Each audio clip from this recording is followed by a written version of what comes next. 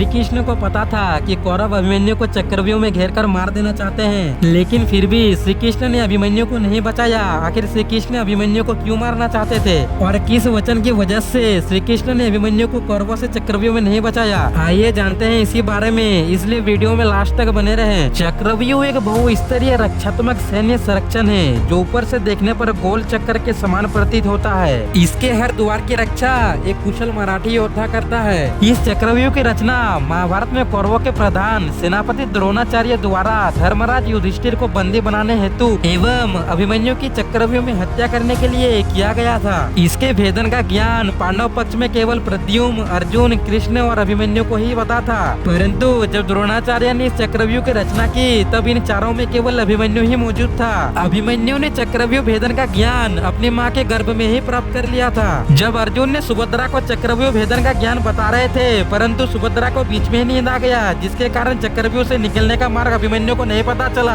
अतः जब युद्ध में अभिमन्यु ने इसमें प्रवेश किया तो उन्होंने 6 द्वार तोड़ दिए थे, लेकिन 7वें द्वार पर कौरवों के पक्ष के सभी महारथियों ने मिलकर उनका वध कर दिया। महाभारत की वीर योद्धा में एक नाम अभिमन्यु का भी आता है। माना जाता है कि श्री कृष्ण को यह पता था कि अभिमन्यु के साथ कौरव क्या करने वाले हैं, लेकिन इसके बावजूद भी अभिमन्यु को उन्होंने नहीं बचाया। श्री कृष्ण ने अभिमन्यु को क्यों नहीं बचाया? महाभारत के वीर योद्धाओं में एक नाम अर्जुन पुत्र अभिमन्यु का भी आता है। अभिमन्यु को लेकर एक कथा धार्मिक ग्रंथों में वर्णित है कि वो बहुत कम उम्र में ही युद्ध कौशल में निपुण हो गए थे, और जब महाभारत का युद्ध आरंभ हुआ तब अभिमन्यु मात्र 16 साल का था और कौरवों के कई महारथियों को अभिमन्यु ने हार का मुंह दिखाया था। ऐसा माना जाता है कि दुर्योधन चक्रव्यूह में फंसाकर अभिमन्यु की हत्या करवाना चाहते थे। तब भी श्री कृष्ण को इस विषय के बारे में ज्ञान था कि अगले दिन युद्ध में अभिमन्यु के साथ क्या होने वाला है, लेकिन इसके बाद भी श्री कृष्ण ने ना तो पांडवों को इस बारे में सूचित किया और ना ही अभिमन्यु की रक्षा की। असल में महाभारत के अनुसार चंद्रमा का एक पुत्र था जिनका नाम वर्षा था।